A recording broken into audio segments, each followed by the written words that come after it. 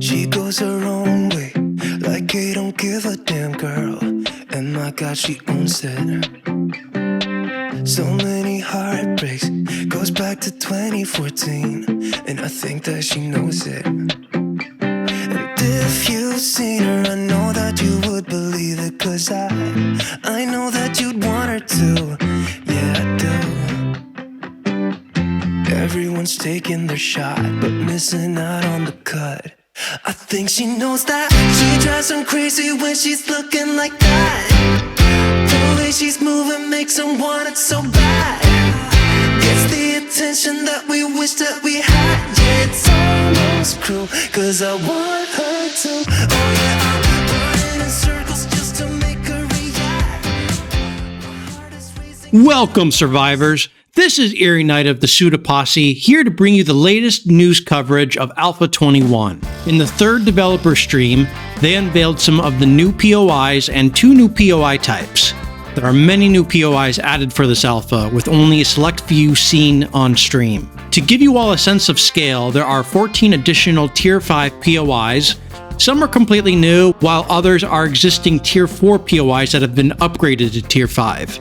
There's 389 infestation-ready POIs, which, if you recall, is a new quest type that doubles the amount of zombies encountered. 75 new questable POIs have been added, and these are completely new POIs that did not exist in the game previously. There are 692 new block shapes in the shape menu. Perishton and Navezgane has seen an uplift, and as mentioned in the other streams, all trader compounds have been redesigned from the ground up. Now let us dive right into the details. First, as I am a prolific builder, I need to start with this.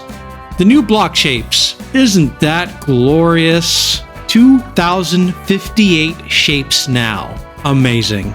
What is even more so is the addition of a favorites shape toggle in the block shape menu. This is a godsend. You can now centralize all the blocks you like to use in one location instead of hopping around to all the different pages. Thank you, thank you, thank you, thank you, thank you. Also, windows.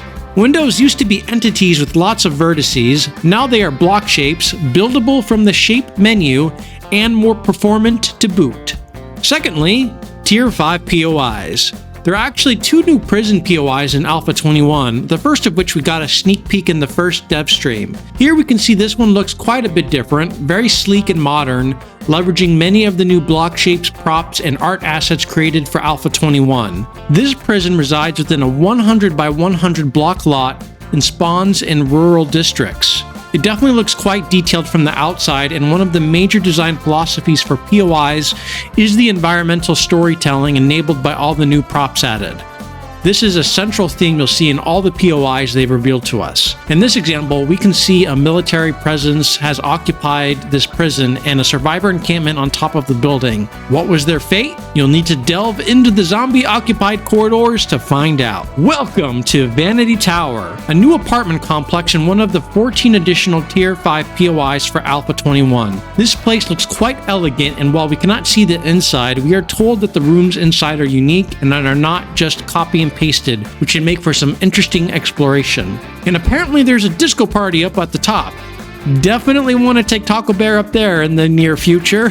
And here is an example of an old Tier 4 POI, the Red Mesa, which is now a Tier 5 POI, which has been reworked to include a bunch of the new assets. One noticeable difference from the outside is the tent set up in the open over here. Most of the old POIs have been rebuilt from the ground up using the new block shapes and assets. This old cabin in the woods has new art assets, double doors, and the new shrubbery entity along the side of the cabin. Some POIs saw even more than just an update of assets, rather a more significant design while remaining true to the original POI to be more in line with the newly created POIs. Since the advent of the new tiling district system introduced in random world generation in Alpha 20, some old POIs were squeezed into these new tiles and looked kinda off in the random world generator. So they shrunk some of these POIs down, getting rid of generic open interiors, making them look more detailed and realistic. Not only do they look better, but it is also more performant as it reduces the number of total blocks required to be loaded into memory. Here is an example of a country residential POI on the left and its updated version on the right. Definitely looks more detailed and interesting to explore, with even the inclusion of Duke's banner.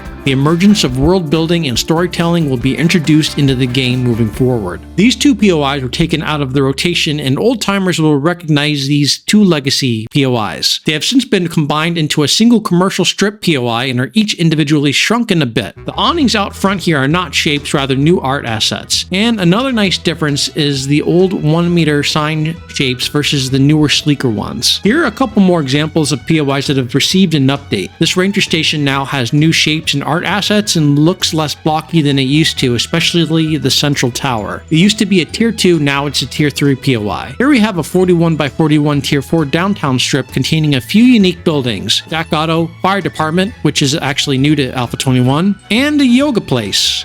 Interesting pairing. Enough of the old, let's talk about the new. This is a new tier 4 electrical power plant sitting on a 60 by 60 lot that looks completely fucking cool, and I'm super excited to explore this one. It will have the new environmental hazards and some water exploration as well. There are two new POI types introduced to Alpha 21. Roadside and gateway POIs that have a chance to populate anywhere along the roads to make the exploration in between cities more dynamic and emergent. It'll be more of an incentive to hop off your motorcycle and to start exploring something cool. So what exactly are these and how do they work? Roadside POIs will spawn along the roads and are quite varied.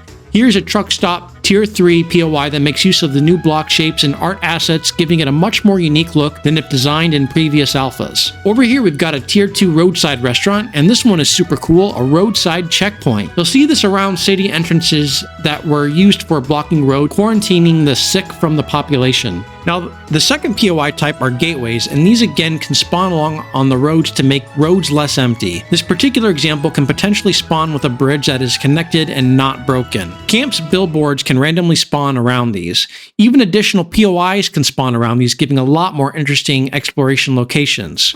Our next topic of discussion is the traders. You've seen glimpses in previous dev streams of the new traders, and as a quick recap, they are larger, way more detailed, and possess the personality of the occupant. Take Trader Jen for example. She specializes in medical equipment, and her compound reflects that with medical tent setup, an ambulance, and she's even set up a shop in a church. Inside you'll see her shop and Trader Jen's personality all over the place. Each trader now even has their own living quarters on the compound. Jen is a bit of a slob, it seems. Traders in general can now spawn in districts, even out in the rural and wilderness regions. They will no longer predominantly be on the edge of town. Also, trader compounds have doors on all sides and multiple entrances into their stores once inside the compound to make things more convenient. Like Jen, Trader Joel's compound reflects his personality and his specialty in clothes and armor. His living quarters are below his shop, though we don't get a good look inside. Trader Hugh's compound has lots of posters, which we saw in the previous dev stream. His shop looks quite a bit different from the others and reflects his personality and his specialty for guns. Last but not least, the devs have also sought to upgrade Perishton in Novice Game. They are using this as an experiment of sorts to test out some things that could make it into random world generation in the future.